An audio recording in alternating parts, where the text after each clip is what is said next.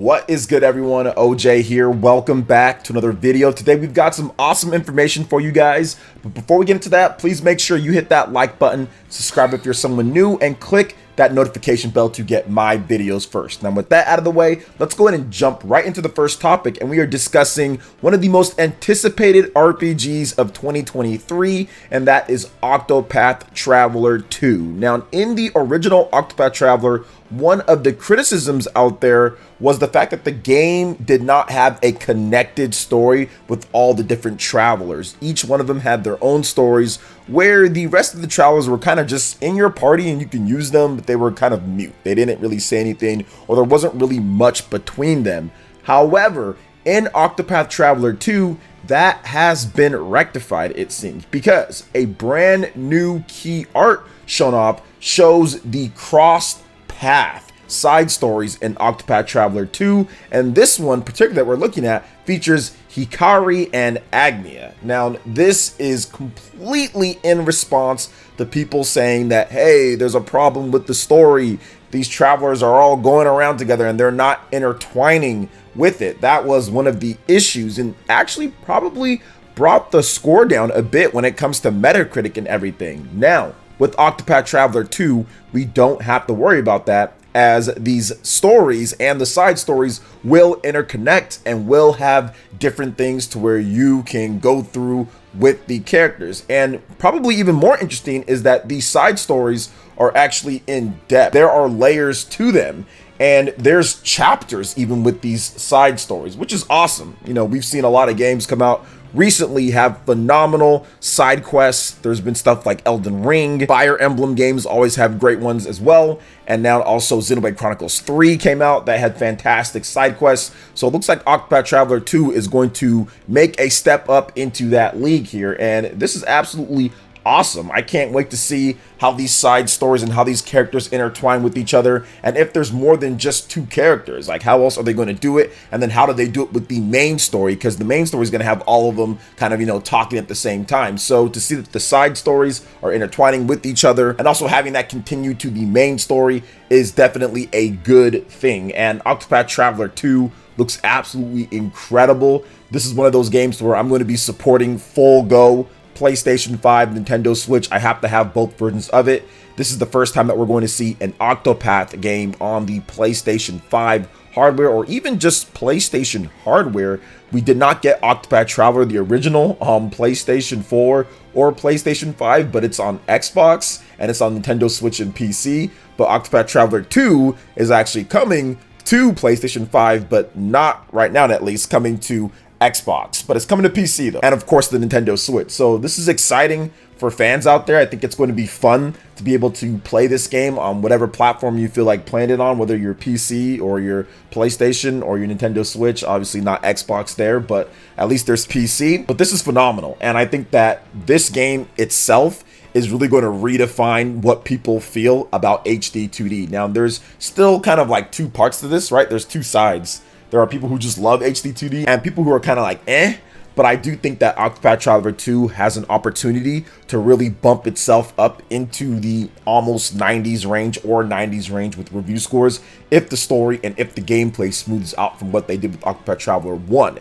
If they make it to where it's even a lot better, then I think that this game can reach more hands and more people can get into it than ever before. So I'm actually really excited to see how they go from here with Octopath Traveler 2 outside of just the interconnecting stories. So what are your thoughts when it comes to Octopath Traveler 2 and what they're doing so far here? Are you excited for the game? It's coming out this upcoming February. Let me know your thoughts in the comment section below. All right, and moving on to the next topic here, guys. We have some more information on Bayonetta 3 and the development behind this game. Now, we know that there's been a lot of issues with the Bayonetta franchise, dating all the way back to the original. There seems to be drama with every single release. This game can't go a single release without drama. The original having the PlayStation 3 version just being completely jacked up. Bayonetta 2 being an exclusive on the Nintendo Wii U, which was not a popular system when it came out. And then also with Bayonetta 3 with the whole voice actor stuff, and now also with the frame rate stuff. It seems like this franchise always has drama following right behind it. But that's okay, because it usually gets more people to actually check out the franchise and makes it more popular for people to play it. However, this whole thing would have never happened if it wasn't for Nintendo. We know about what happened with Bayonetta 2, but now with Bayonetta 3, Hideki Kamiya has stated that he is, quote, forever indebted to Nintendo for this game even happening. So this is awesome because Bayonetta is not the biggest franchise out there, despite a million check marks trying to sit there and try to make some type of stand on Twitter and all that, making it seem like it's a $500 million franchise or something. It's not, it's definitely not, but it's not the biggest one. And you need funds. You need somebody to back what you're going to do, and Nintendo believed in this franchise. They believe in what Platinum Games is doing and made Bayonetta continue on for all of these years. So in a brand new interview with Famitsu, Mr. Hideki Kamiya actually talked about this in addition to Nintendo producer Makoto Okazaki and the process of just bringing Bayonetta 3 together. And really, Hideki Kamiya wanted this to work. He really wanted to make this sequel to Bayonetta 2, and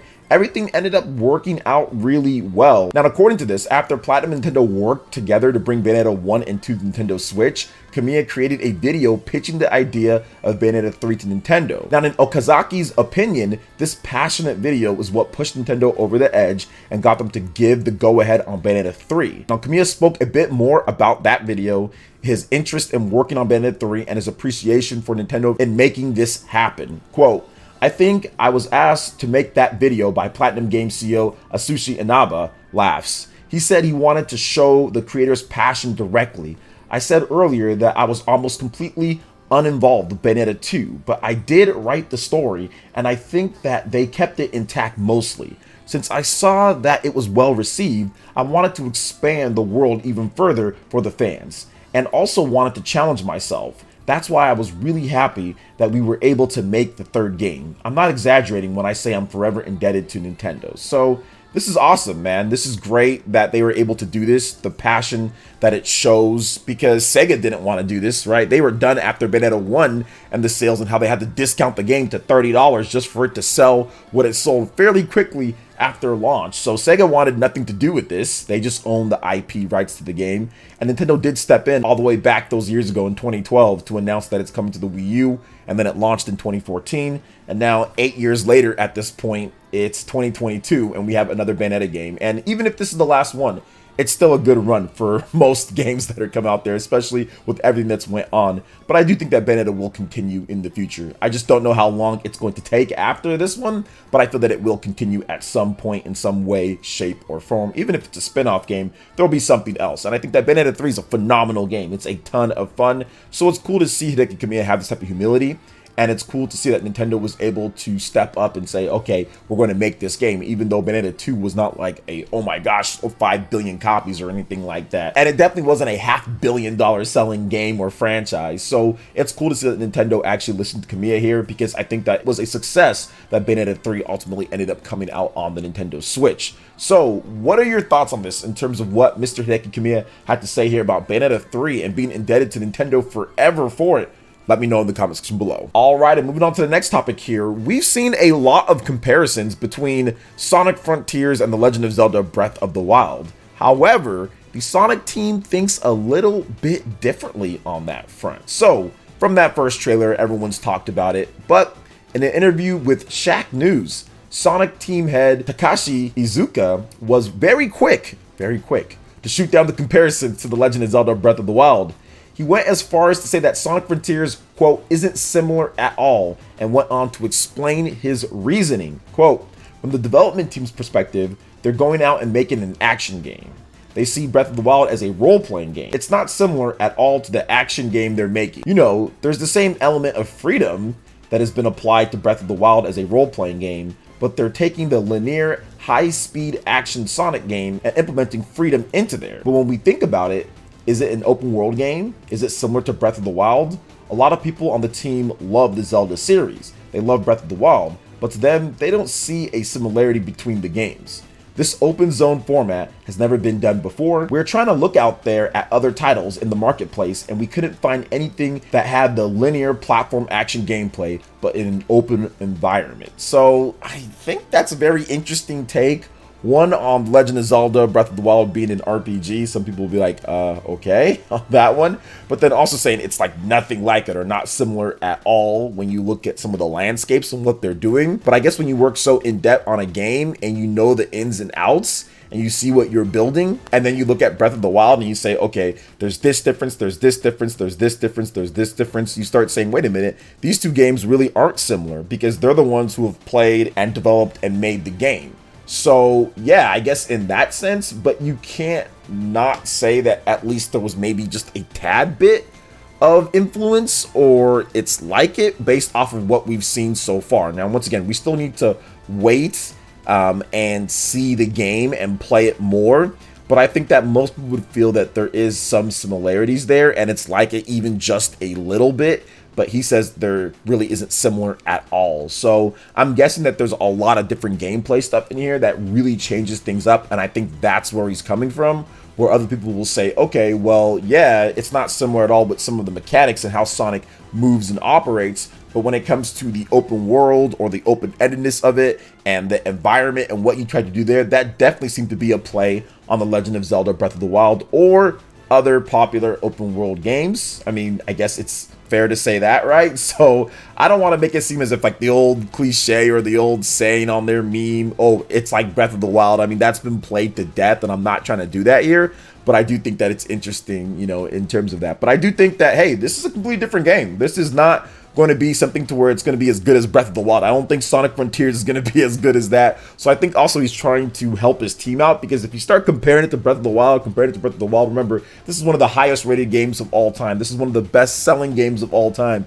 People are going to start thinking that it's going to be a Breath of the Wild experience, or it's as good as Breath of the Wild, and then you're going to run into problems with that. So I think he's also trying to protect the team a little bit from those expectations too. So I completely understand what he's saying here. So what do you guys think about this in terms of what Sega had to say here about Sonic Frontiers? Let me know in the comment section below. All right, and moving on to the final topic here, guys, we've got a confirmed release date for Fatal Frame Mask of the Lunar Eclipse. So publisher Koei Tecmo has announced the survival horror game Fatal Frame Mask of the Lunar Eclipse will launch for the PlayStation 5, Xbox Series X and S, Nintendo Switch, PlayStation 4, Xbox One, and PC via Steam worldwide on March 9th, 2023. It will be available in the Standard Edition and Digital Deluxe Edition. The latter includes the Rogetsu Isle Dinner Party costume set, digital art book, and original soundtrack. Now, those who purchased the game before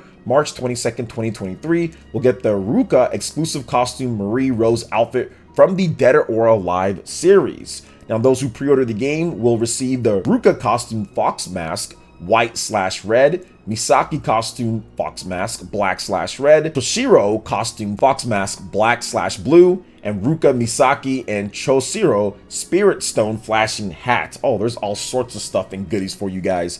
So a little bit more information on the game for those who don't know about Fatal Frame. This is a long-running series, and definitely would have been nice to have it as like a Halloween title, but there was way too many games launching in October/November, so I completely understand why they were like, nah, we're good. Let's just miss all this. So, some details. Fatal Frame Mask of the Lunar Eclipse was released in 2008 for the Wii as the fourth title in the Fatal Frame/Project Zero series. Following the remastered version of Fatal Frame Maiden of Blackwater, the masterpiece of the Fatal Frame series will be brought to life again with upgraded graphics. When the protagonists were children, they visited the isolated Rogetsu Island. In the midst of a festival, they disappeared mysteriously. The title begins when the girls decide to go back and visit the island again in search of the lost memories of that day. That doesn't seem like a good idea. Now, an attempt to repel encroaching ghosts, relying only on a faint glow from a flashlight and a camera with the ability to photograph unimaginable things. Camera Obscura, let's talk a little bit more about this special camera.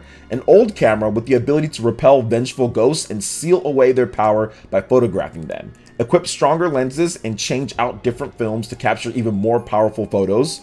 Reveal things that cannot be seen to find clues that will help in discovery of lost things. There's also exploration on Rogetsu Island. Explore the dimly lit Western-style mansions and abandoned hospitals on the island, relying on the moonlight and the faint light of a flashlight. The story progresses by touching places that may call your attention. From the past newspaper articles and notes, you will discover about the past abdominal incidents happened and unravel the lost memories of the protagonist and find the truth. So here we have it here, guys. People have been waiting for this game finally to come over, as Nintendo decided, not to put it out in English all the way back on the Wii. So this is actually pretty cool that it's finally coming over with upgraded graphics, pretty much a remastered, definitive version of the game with some extras as well. And I'm happy for the Fatal Frame fans. Now, I've never been a big Fatal Frame guy myself. I'm not big on pure horror games either, although this one looks very interesting. I like the whole camera lenses and getting more powerful ones and exploration. I'm just not big on horror games, but I do think that I'll check it out on the Nintendo Switch. If I get like a review code for it, I'll definitely check it out and maybe even make a review or gameplay video on it, trying out something that I'm not usually used to, because I don't really play horror games at all. But I think that it's cool that the variety is coming in with these libraries and we're getting games like this. We need to look back at more games that didn't fully get localized or come out and bring them back as remasters. I mean, stuff like this, and also Crisis Core is coming back. That was only on the PSP. I would love to see more games like this that were old school games or games that were released on the Wii or SD systems, right? Come back and remaster them and make them look good and put them out on all systems. I think that's the way to go with some of these older classic titles that aren't as easily playable anymore. So what do you guys think about everything that we discussed here? There was a lot. Let me know in the comment section below. All right, guys, that wraps it up for this video here. Thank you so much for watching. I do appreciate it. Please make sure you hit that like button, subscribe if you're someone new, click that notification bell, and we'll see you for the next video. Peace.